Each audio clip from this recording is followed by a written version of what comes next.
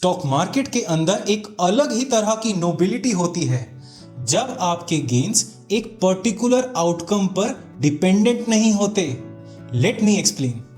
अगर आप आज कोई कंपनी खरीदते हैं कि अगले ही क्वार्टर में सेल्स ग्रोथ बढ़ने के बाद जो प्रॉफिट आएगा ना, तब मैं एग्जिट ले लूंगा, तो आप डिपेंडेंट हैं सिर्फ एक आउटकम के ऊपर। और ये जो शॉर्ट टर्मिज्म होता है ना, it is injurious for mind and for health, क्योंकि आप स्ट्रेस करने लग जाते हैं, क्योंकि आप डिपेंडेंट होते हैं सिर्फ एक आउटकम के कि अगले क्वार्टर में सेल्स ग्रोथ हो जाए। हे भगवान, अगले क्वार्टर में सेल्स ग्रोथ हो जाए, सेल्स डाउन ना हो।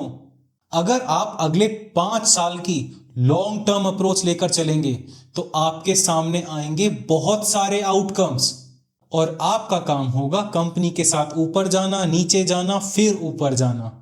Stock market is a game of probability. अब एक कंपनी खरीदते हुए हम प्रोबेबिलिटी अपनी तरफ कैसे करें? आप ये देखिए, एक साल में कंपनी के 4 क्वार्टर्स होते हैं और 5 साल में क्वार्टर्स हो गए 4 × 5 20।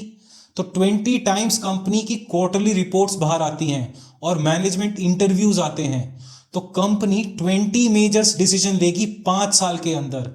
इन 20 मेजर्स डिसीजंस में कभी कंपनी तो बू बू हो गया, भाई हमसे गलती हो गई, और कभी वो रिबाउंड करेगी तो गलती ठीक भी तो करती है मैनेजमेंट। तो 20 डिसीजन, यहां आप अपनी कंपनी को मौका दे रहे हैं अगले 20 डिसीजंस का। 20 में से 10 डिसीजन भी कंपनी ठीक करती है ना, पता नहीं चलता कहां से कहां चला जाता है पोर्टफोलियो। और अगर आप एक क्वार्टर के आउटकम पर डिपेंडेंट रहेंगे ना, तो आप अपने ऊपर ही स्ट्रेस डाल रहे हैं। ये जो लॉन्ग टर्म होल्डिंग पीरियड होता है ना, इसमें आप कंपनी को मौका देते हैं अपनी गलतियों से सीखने का और ग्रो करने का। लॉन्ग टर्म व्यू से आपको लगता है कि आप कंपनी का स्टॉक नहीं रख रहे, आप कंपनी के पार्ट ओनर हैं। आपको बाय करते हुए ये ध्यान रखना चाहिए कि आपने वैल्यू बाइंग करी है, आपने एडिक्वेट मार्जिन ऑफ सेफ्टी छोड़ रखी है अपने लिए, ताकि आप कंपनी को होल्ड रख पाएं फर्दर डाउनसाइड में।